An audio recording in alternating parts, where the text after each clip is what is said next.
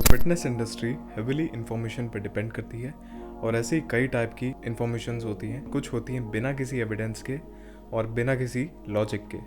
बिना किसी एविडेंस और लॉजिक के जो इन्फॉर्मेशंस होती हैं उन्हें हम मिथ्स कहते हैं। अब सपोज करो तुम एक बिगनर हो और तुमने नया नया जिम जाना चालू किया है। आपको कोई बिना एविडेंस के, बिना किसी लॉजिक के एक पर्सन जिसे तुम एडमायर करते हो या फिर कोई तुम्हें जिम में मिला है, कोई सीनियर मिला है जिसे थोड़ा बहुत एक्सपीरियंस हो गया है जिम जाने का, वो तुम्हें जिम में भी मिल सकता है, जिम के बाहर भी मिल सकता है। तो वो पर्सन तुमको एडवाइस देगा और वो जो भी पर्सन तुम्हें गलत एडवाइस देगा, वो गलत एडवाइस तुम्हारी फिटनेस जर्नी को नेगेटिवली अफेक्ट कर सकती है। ऐसे ही कई सारी मिथ्स होती हैं जो कि सारे फिटनेस एंथुसियास्ट, स्पेशली जो भी बिगनर्स होते हैं जिन्हें बहुत कुछ स्टार्टिंग में पता नहीं होता, बेसिक्स वगैरह, उन बिगनर्स को ये सब मिथ्स के बारे में जानना बहुत ज़रूरी है। अब मैं सारे मिथ्स इस सिंगल वीडियो में तो कवर नहीं कर पाऊंगा।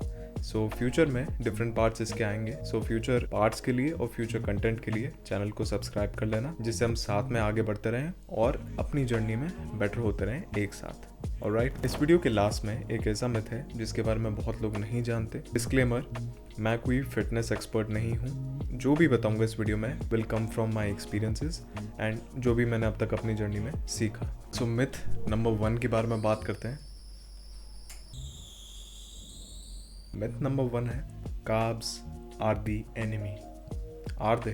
फर्स्ट हम जानेंगे कि कार्ब्स होते क्या है। कार्ब्स मैक्रोन्यूट्रिएंट्स होते हैं। 3 मैक्रोन्यूट्रिएंट्स का पार्ट होता है। इसके 2 अदर मैक्रोन्यूट्रिएंट्स होते हैं, प्रोटीन और fats. Carbs are made up of starches, fibres और शुगर्स। कार्ब्स हमें मिलते हैं ग्रेन्स, आटा, चावल, फ्रूट्स, वेजिटेबल्स और डेयरी प्रोडक्ट्स जिसमें मिल्क आ गया, अपना पनीर आ गया, ठीक है, और ओट्स, और अपने जो भी शुगरी फूड्स होते हैं और स्वीट्स होती है अपनी मिठाई। जिन फूड में कार्ब्स होता है वो बाद में हमारे डाइजेशन प्रोसेस में ब्लड शुगर या फिर ग्लूकोज में कन्वर्ट हो जाते हैं। कार्ब्स 2 पार्ट में डिवाइड हो जाते हैं बाद में, सिंपल और कॉम्प्लेक्स। नाउ अब हम इन दोनों के बीच में डिफरेंस जानते हैं कि सिंपल और कॉम्प्लेक्स में क्या अंतर है और ये होते क्या है और किन फूड्स में ये मिलते हैं। कार्ब्स एक पर्सन के ब्लड शुगर को अफेक्ट करता है। जो भी ब्लड शुगर है वो नापा जाता है ग्लाइसेमिक इंडेक्स टूल से। रिफाइंड कार्ब्स हाई स्कोर करते हैं ग्लाइसेमिक इंडेक्स टूल में। रिफाइंड कार्ब्स जो कि सिंपल कार्ब्स होते हैं जल्दी डाइजेस्ट भी हो जाते हैं, जल्दी एब्जॉर्ब भी हो जाते हैं। इसी वजह से हमारे ब्लड शुगर लेवल्स एकदम से इंक्रीज करते हैं। 2 टाइप के मेन फूड्स में सिंपल कार्ब्स प्रेजेंट होते हैं। पहला है रिफाइंड ग्रेन्स और दूसरा है रिफाइंड शुगर्स। रिफाइंड ग्रेन्स में आते हैं आपके वाइट ब्रेड, ब्राउन ब्रेड भी, पिज़्ज़ा हो गया, कॉर्नफ्लेक्स हो गए, फ्रूट लूप्स आते हैं और राइस क्रिस्पीज आते हैं और शुगरी सीरियल बार्स जो कि मार्केट में मिलते हैं वो आते हैं। या कोई सा भी प्रोडक्ट, कोई सा भी फूड जिसमें एडिड शुगर होता है वो भी। रिफाइंड शुगर्स में आता है cakes, pastries, ketchup, fruit juice और वाइट शुगर जो कि मोस्ट घरों में डेली बेसिस पे कंज्यूम किया जाता है। अब ये सिंपल कार्ब्स ही होती हैं जो कि हमारी बॉडी में टाइप 2 डायबिटीज़ और हार्ट डिजीज़ जैसी सर्टेन हेल्थ कंडीशंस के रिस्क को इंक्रीज करती है। ऑन द अदर हैंड जो कॉम्प्लेक्स कार्ब्स होते हैं वो लो स्कोर करते हैं हमारे ग्लाइसेमिक इंडेक्स टूल में। अब कॉम्प्लेक्स कार्ब्स के सोर्सेज होते हैं oatmeal, fruits and vegetables, dairy, sweet potatoes, whole grains जैसे आटा, राइस। दीज कार्ब्स जो कि कॉम्प्लेक्स कार्ब्स होते हैं इनमें मोर न्यूट्रिशनल बेनिफिट्स होता है और लॉन्ग टाइम लेते हैं हमारी बॉडी में डाइजेस्ट होने में, और इसी वजह से हमारे ब्लड शुगर लेवल्स पे इसका हेल्थियर इफेक्ट होता है सिंपल कार्ब्स से। Importance of choosing complex carbs rather than simple carbs. Complex carb choose करना इज इंपॉर्टेंट बिकॉज वो तुम्हें प्रोवाइड करते हैं एनर्जी, स्टडी एनर्जी, और तुम्हारे ब्लड शुगर लेवल को कंट्रोल करने में हेल्प करते हैं। इनमें एसेंशियल न्यूट्रिएंट्स भी होते हैं। लॉन्ग टर्म हेल्थ को प्रमोट करता है, वेट मैनेजमेंट में भी हेल्प करता है, तुम्हारी ब्रेन फंक्शन को सपोर्ट करता है और तुम्हारी एथलेटिक परफॉर्मेंस को भी एनहेंस करता है। नाउ हम जैसे जिम जाने वाले या फिर जो भी वर्कआउट करते हैं, कैलिस्थेनिक्स हो, साइकिलिंग हो, कुछ भी हो,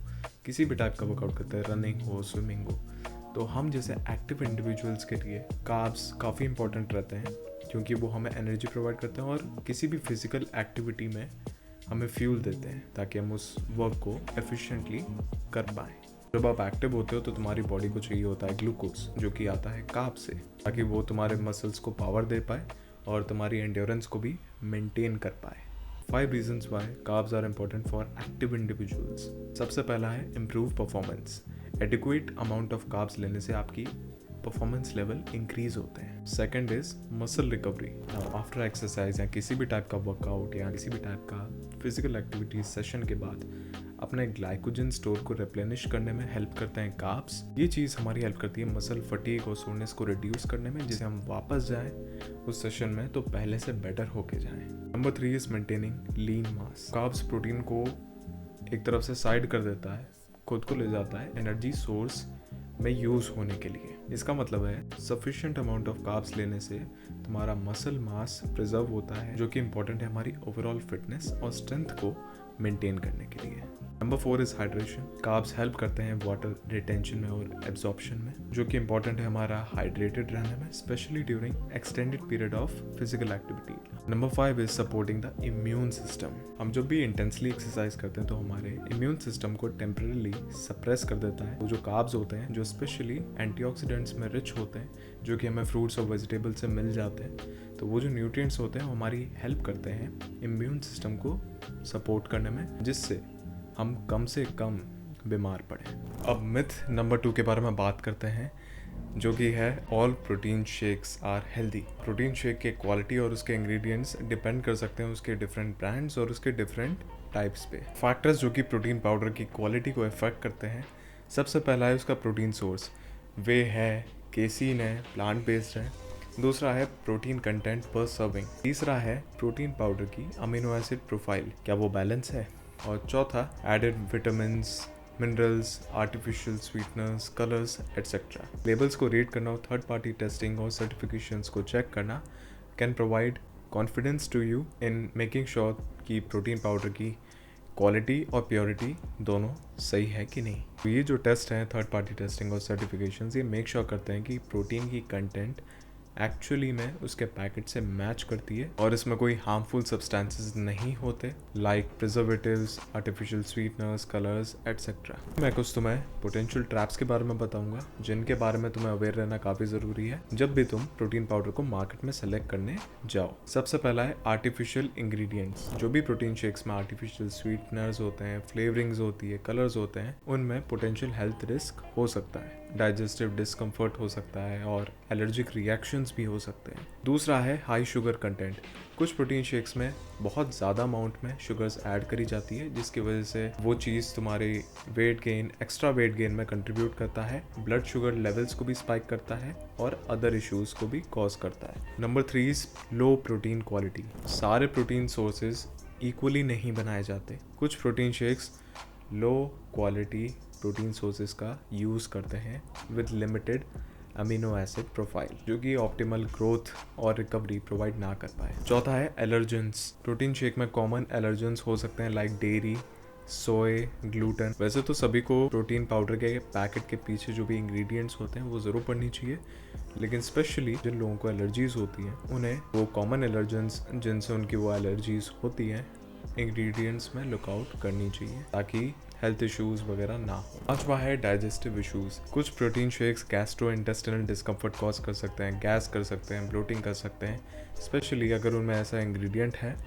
प्रोटीन पाउडर में, या फिर कुछ प्रोटीन सोर्सेज जो कि कुछ लोगों को सूट नहीं करते कुछ खास। Tips for choosing high quality protein. सबसे पहला, उन प्रोडक्ट्स को चूज़ करो, उन प्रोटीन पाउडर्स को चूज़ करो जिनमें अमीनो एसिड प्रोफाइल कंप्लीट दे रखी है। लेबल्स को केयरफुली रीड करो for minimal natural ingredients. Sugars, artificial sweeteners और अननेसेसरी एडिटिव्स को अवॉइड करो।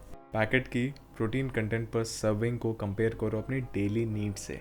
चूज़ करो वो प्रोडक्ट्स जिनमें नेचुरल फ्लेवरिंग्स हो और अवॉइड करो आर्टिफिशियल फ्लेवर्स और कलर्स को। अदर कस्टमर्स के भी तुम रिव्यूज़ पढ़ सकते हो, जिससे तुम्हें उस प्रोटीन पाउडर के अलग फ्लेवर्स और टेक्सचर्स के बारे में आइडिया मिल सके। प्रोटीन शेक्स की तो बात कर ली, अगर तुम बजट की वजह से या किसी और रीज़न से प्रोटीन शेक्स अपनी डाइट में इंक्लूड नहीं कर सकते तो उसके ऑल्टरनेटिव्स क्या हैं, मैं उन ऑल्टरनेटिव्स के बारे में भी बता देता हूँ। सबसे पहला is whole food sources. Eggs को इंक्लूड कर सकते हो as natural protein source. Dairy products को भी ऐड कर सकते हो अगर तुम अंडे वगैरह नहीं खाते, लाइक दूध, पनीर, दही। तुम बीन्स और लेंटिल्स भी ऐड कर सकते हो प्लांट बेस्ड प्रोटीन के लिए। दूसरा है होममेड शेक्स।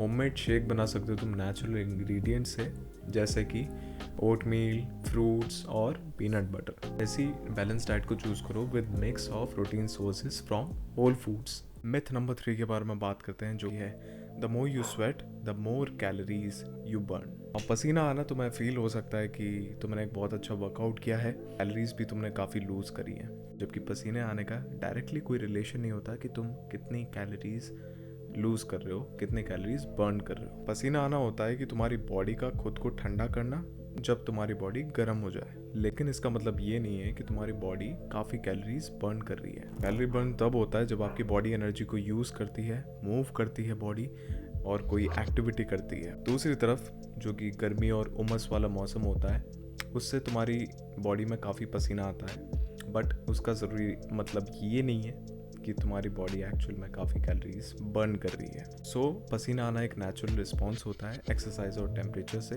ये कोई रिलायबल मेजर नहीं होता कि जिससे तुम पता लगा पाओ तुम्हारा कैलोरी बर्निंग वर्कआउट कितना इफेक्टिव है। तुमने कितनी कैलोरीज बर्न करी है उसे मेजर करने के लिए फोकस करो अपने एक्सरसाइज के टाइप को, इंटेंसिटी पे फोकस करो और कितने ड्यूरेशन में कर रहे हो। वर्कआउट के टाइम पे खुद को हाइड्रेटेड रखना भी काफ़ी ज़रूरी है।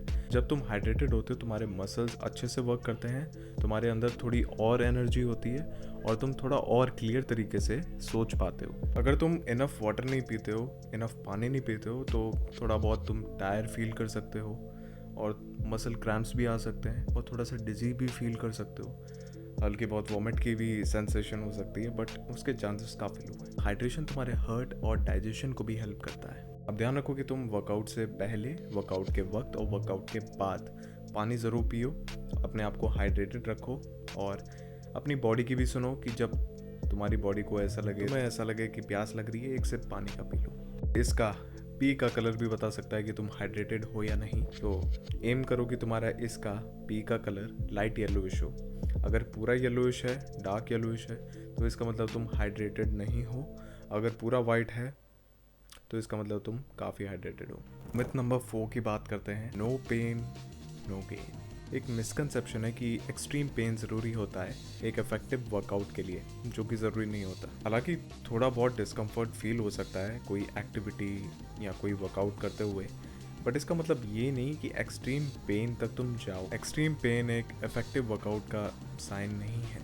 इफेक्टिव वर्कआउट्स वो होते हैं जो कि ग्रेजुअल प्रोग्रेशन को फॉलो करते हैं और एक्सरसाइज की फॉर्म पे फोकस करते हैं, प्रॉपर फॉर्म पे, और कंसिस्टेंसी पे फोकस करते हैं, rather than pushing yourself to extreme pain से तुम्हें इंजरीज हो या कोई और दिक्कत हो, बर्नआउट भी हो सकता है। It's important to listen to your body and make sure करना कि तुम खुद को पुश कर रहे हो within safe and sustainable limits. ना प्रोग्रेस स्टडी और सस्टेनेबल होनी चाहिए, जिससे तुम फिटनेस अपनी जर्नी में लॉन्ग टर्म तक रहो और इन्जॉय करो अपनी जर्नी को और इंजरी फ्री रह सको। मैं लगभग 2.5 साल से जिम जा रहा हूँ, मेरे को आज तक कोई ऐसी बड़ी इंजरी हुई नहीं। हालांकि कुछ छोटी छोटी इंजरीज़ मेरे को हुई हैं, माइनर इंजरीज़, जिनकी वजह से एक आध बार मैं रात में सो भी नहीं पाया। मैंने ऐसे लोग भी देखे हैं अपनी फिटनेस जर्नी में जिन्हें मेजर इंजरी हो जाती है और उससे पहले उनका प्रोग्रेस बिल्कुल अच्छे से चल रहा होता है, डाइट वगैरह सब सही, स्टडी प्रोग्रेस, अनटिल लेस उन्हें मेजर इंजरी कोई हो जाए, लाइक स्पाइन की इंजरी और नी की इंजरी। वो अपने आप को इतना पुश नहीं कर पाते जैसे कि वो इंजरी होने से पहले करते थे खुद को। उन्हें मेक श्योर करना पड़ता है इंजरी होने के बाद कि जो भी वो मेजर लिफ्ट्स कर रहे हैं कि उनकी इंजरी एरिया जहाँ पे वो चोट लगी थी वो सेफ रहे। जब भी ऑब्जर्व करना कौन सी मूवमेंट्स तुम्हारे जॉइंट्स में पेन कर रही है काफ़ी ज़रूरी है। सबसे पहले तुम कर सकते हो कि तुम अपनी फॉर्म को सही करो, और अगर ये चीज़ वर्क ना करे तो उस मूवमेंट को भी बदल सकते हो किसी और वेरिएशन से। मिथ नंबर 5 के बारे में बात करते हैं, जो कि स्टैटिक स्ट्रेचेस वर्कआउट के बाद ऑप्टिमल नहीं होते। स्टैटिक स्ट्रेचेस क्या होते हैं उसके बारे में जानते हैं। स्टैटिक स्ट्रेचेस वो स्ट्रेचेस होते हैं जिनमें हम अपने मसल्स को स्ट्रेच करते हैं, वर्कआउट के बाद करते हैं, और स्ट्रेच पोजीशन को हम 20 से लेकर 30 सेकंड तक होल्ड करते हैं, कभी कभार उससे भी ज़्यादा, बट रेयरली। 1.5 साल पहले मैं एक जिम में जाया करता था। वहाँ एक ट्रेनर था जो कि ओनर भी था उस जिम का। तो मैं जब भी वर्कआउट करने के बाद अपने मसल्स को स्ट्रेच करता था, स्टैटिक स्ट्रेचेस करता था, तो वो मेरे को बार बार टोकते थे, जैसे कि स्ट्रेच क्यों कर रहा है वर्कआउट करने के बाद, ये चीज़ सही नहीं है, इसे करना बंद कर दे, पागल है क्या, लिटरली। हालांकि ये सच है कि स्टैटिक स्ट्रेचेस वर्कआउट से पहले ऑप्टिमल नहीं होते, बल्कि डिसएडवांटेज देते हैं तुम्हें जब भी तुम वार्म अप करते हो। जैसे कि मसल की पावर डिक्रीज कर सकते हैं। स्टैटिक स्ट्रेचेस वर्कआउट करने के बाद इफेक्टिव होते हैं, बेनिफिशियल होते हैं। अगर तुम रेगुलरली स्टैटिक स्ट्रेचेस करते हो वर्कआउट करने के बाद as a cool down routine, काफ़ी बेनिफिट्स मिल सकते हैं। जैसे कि तुम्हारी फ्लेक्सिबिलिटी को इम्प्रूव कर सकता है स्ट्रेचेस, तुम्हारी मसल रिकवरी को भी हेल्प कर सकते हैं, मसल स्टिफनेस, टाइटनेस और सोरनेस को भी रिड्यूस करने में हेल्प करते हैं। हालांकि ये तुम्हें हर सेशन में करने की ज़रूरत नहीं है, क्योंकि कभी कभार अपने पे टाइम नहीं होता, तो हर सेशन भी मत करना कि तुम आधे आधे घंटे लेके बैठ जाओ स्ट्रेचेस करने। हो सकता है कि तुम बाद में जाके बोर हो जाओ सिंपली, या फिर वो होता है ना बर्नआउट। एक चीज़ तुम कर सकते हो कि हफ्ते में 1 से 2 बार तुम अपने मसल्स को, अपर और लोअर बॉडी के मसल्स को स्ट्रेच कर सकते हो। वर्कआउट करने के बाद 15 से 20 मिनट लगते हैं अगर तुम सिर्फ 4 से 5 इफेक्टिव स्ट्रेचेस का यूज़ करोगे तो। लोगों के माइंड में होता है स्ट्रेचेस करेंगे वर्कआउट करने के बाद आधा पौन घंटा तो लग ही जाएगा।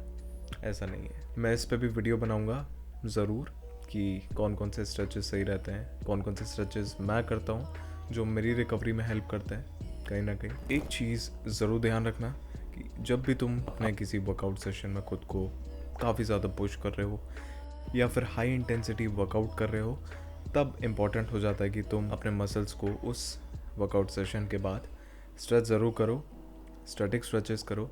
ये चीज़ तुम्हारी हेल्प करेगी मसल रिकवरी में और मसल सोरनेस में। सो यही थे वो 5 मिनट्स। लाइक ज़रूर करना इस वीडियो को, जिससे मुझे पता चले कि तुमने इस वीडियो को एंड तक देखा और कुछ ना कुछ तुम्हें सीखने को मिला। और शेयर ज़रूर करना, स्पेशली उन बिगनर्स को जिन्हें मोस्ट चीज़ें नहीं पता, बेसिक्स नहीं पता ज़्यादा, और लोग बाग उन्हें कॉन्स्टेंटली एडवाइस देते रहते हैं। ऑलराइट, सो फिर मिलते हैं नेक्स्ट वीडियो में। I am out.